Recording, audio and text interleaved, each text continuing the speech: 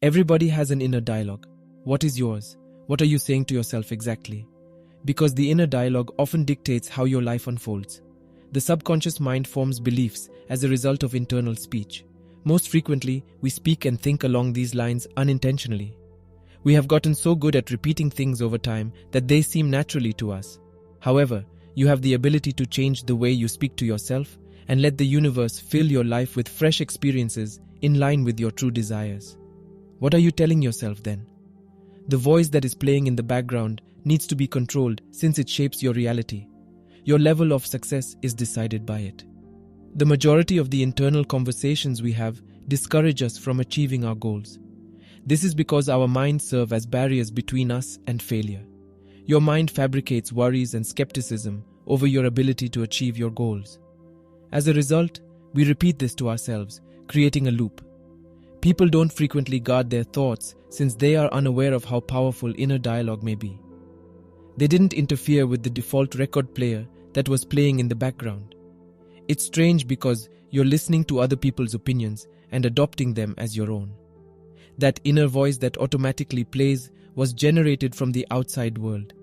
You must tell a new tale to yourself in order to create a new reality.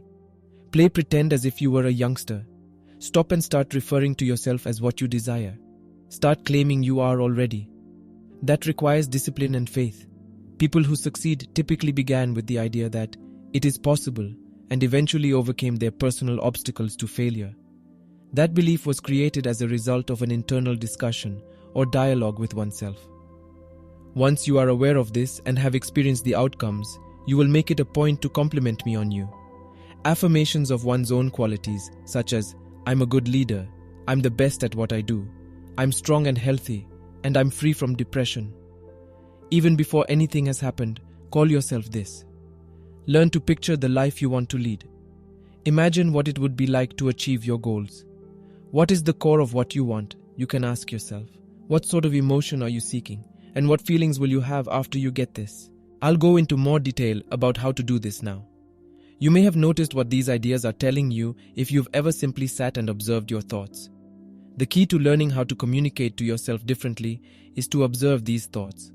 Just being aware of these thoughts, particularly if they are negative, so you can strip them of their influence, so you can start thinking fresh and having fresh experiences. Learned fears and doubts are merely illusions that you can choose to give into or to conquer. If you choose to modify them, doing so results in the creation of a new set of experiences. The main thoughts we think are constantly reflected back to us by the universe. How can you get past the thoughts that arise in your head when you experience what is in your mind? Most people are so focused on just getting by that they aren't even aware of the thoughts that are letting their minds to automatically race with. You decide consciously to bring these thoughts into your consciousness so that you can alter them in order to conquer them.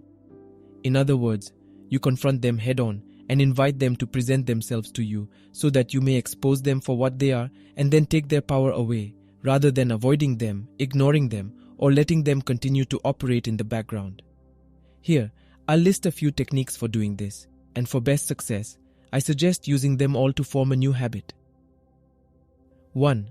Saying aloud that a sensation you're having that you don't prefer is merely an illusion is a terrific method to learn to silence an inner voice that isn't in line with what you want. Saying it's only an illusion will suffice because you already know what it is, which eliminates the influence of any skeptical ideas. After that, you can start refocusing your thoughts on what you really want. 2. Sometimes it's necessary to change the negative thoughts you have about yourself. If you've ever questioned your actions or wondered why you always make mistakes, then this quote is for you. Now is the moment to consider whether you would use such language when speaking to a friend, loved one, or even a young child. Do yourself a favor and be kind to yourself. Try modifying the meaning. For instance, you might start by reminding yourself that it's alright to make mistakes, or that you're pleased of yourself for putting yourself out there and doing your best. You can then continue to work on these things and become a better version of yourself. 3. Do your best by expanding your inner vocabulary with uplifting phrases. For instance, convince yourself that you are intelligent, attractive, humorous, wealthy, or deserving. If you're not used to thinking or hearing these terms, they may initially seem unusual and foreign, but with time and repetition, your brain and body will catch on. By developing a new habit of saying and thinking these things frequently, you can persuade your subconscious mind to truly believe them. Next, make a deliberate effort to speak positively about everyone and everything in your life. By repeating those encouraging words to all of your loved ones, including friends and family, as well as to any passing strangers, you can strengthen these mental constructs.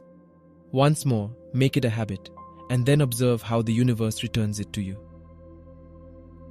5. Maintaining a list of negative words or phrases that frequently come to mind when speaking to others or yourself might help you quickly change the connotation you give them by writing the opposite word. In other words, you will substitute what you would have preferred to think or hear for it. It all comes down to the interpretation we give to our thoughts. Here are some examples. The words worthless and worthy are actually interchangeable, as are the terms stupid and smart, and lack and abundance. To alter the way your mind operates in the backdrop of your daily life, simply put the word down and its opposite next to it. In conclusion, you don't have to let the negative thoughts rule your thoughts. You may rapidly start seeing new outcomes by altering the way you talk to yourself.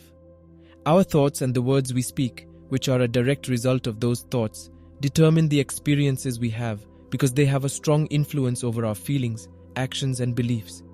The reality that we perceive corresponds to what we believe to be true. If you look closely enough, you will see that your ideas are what you experience.